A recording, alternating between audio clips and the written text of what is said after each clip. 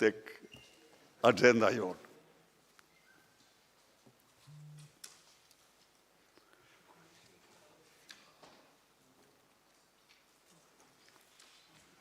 Para se të merremi me agendën konkrete dhe problemet tona, duhet përsëri të ndalem në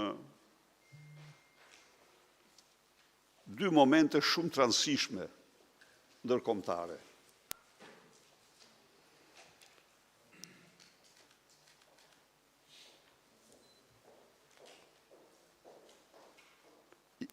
Fundin e javës që kaloi, bota përjetoi një nga ngjarjet më të jashtëzakonshme në historinë e saj.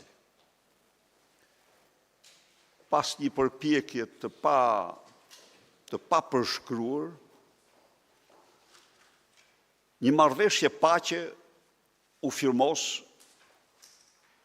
në Sharm el Sheikh dhe faza e parë e planit të paqes midis Izraelit dhe Hamasit u zbatua dhe është në zbatim. Kjo marrëveshje nuk erdhi si një rasti, por si një përpjekje jashtëzakonshme që u bë në disa etapa me radhë nga presidenti Donald Trump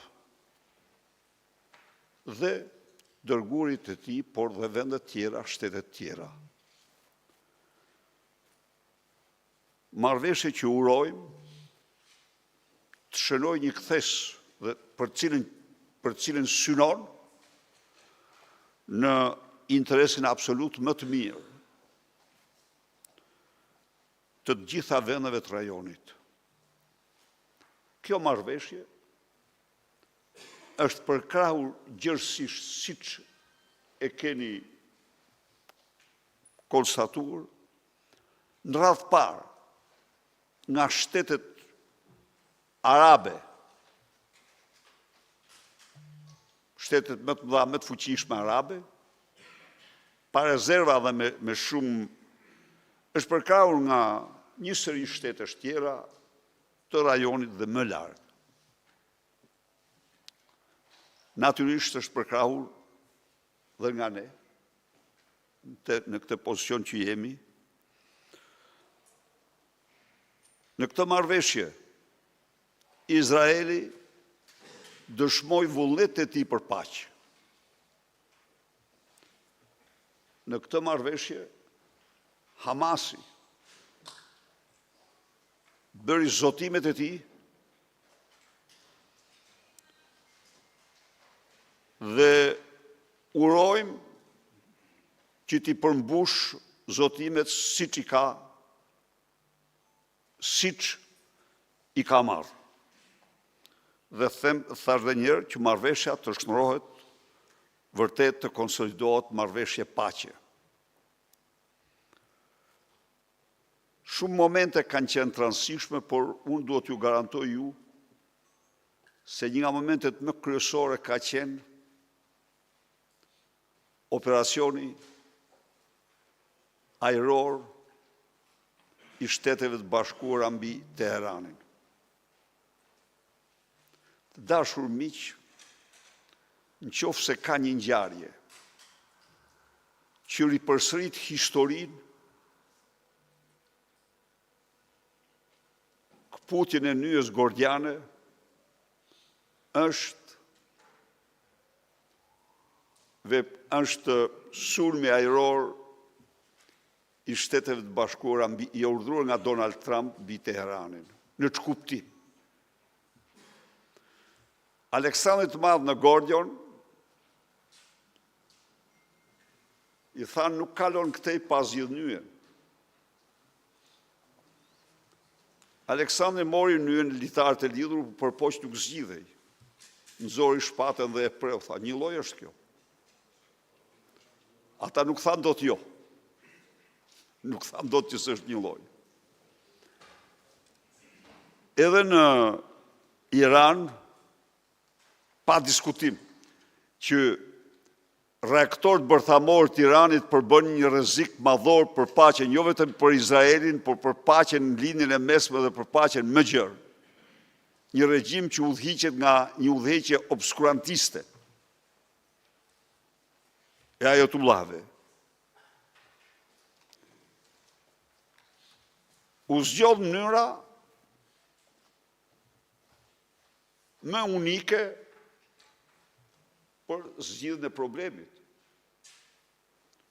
U bombarduan dhe u dëmtuan palësisht dhe shumë rënd të gjithë impjantet bërthamore, por pa asnjë të vrarë.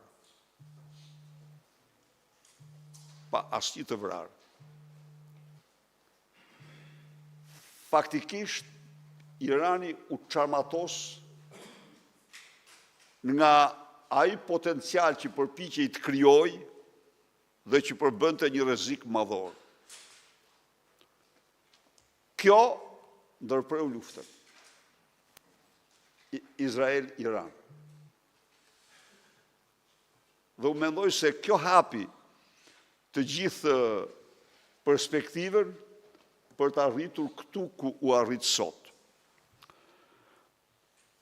Por ajo që spikat është një marrëveshje që ka përshëndetur pothuajse gjithë bota. Unë nuk kam numëruar të gjitha vendet, s'kam kontrolluar, por të gjitha vendet, e ka përshëndetur edhe Vučići, e ka përshëndetur edhe ministri i jashtëm kinez me ato objeksionet e veta, por fazën e parë. Këtë marrëveshje e kanë kaluar në heshtje varri Kim Jong-un i Koresë së Veriut, Irani i Ajetullahve dhe Tirana e narko e Ramaduros. Kur në parlament ish ministri i jashtëm Tritan Shehu u ngrit me të drejtë përshëndeti dhe që, siç e tham, atë do ta bënte kryetari i parlamentit, të hapte seancën me të. Përgjigja e zëdhënësit Edi Ramës ballsi ishte se prit se presidenti nuk ka shkuar në Jeruzalem akoma. Tani presidenti bëri udhëtimin epik të tij, se udhëtim epik ai mund të bëjë udhëtime shumë të tjera, po si ky udhëtim nuk do ketë të dytë, dhe këta heshtin në një akt jashtëzakonisht domethënës dhe absurd.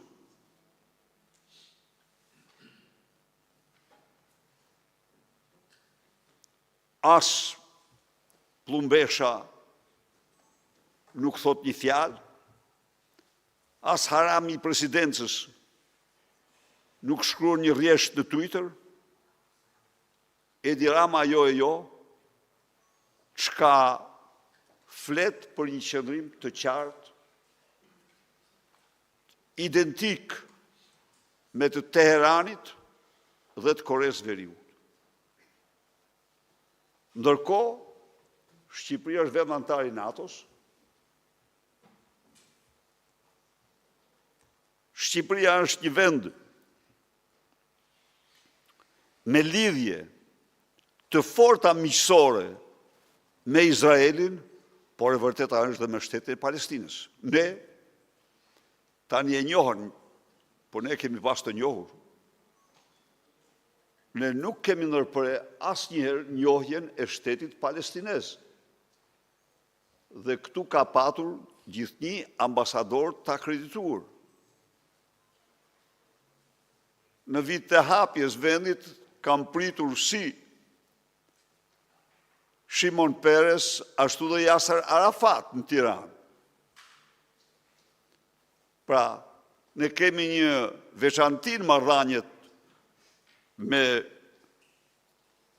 hebrejt, sepse është një trashëgimi e jashtëzakonshme, ajo që na lanë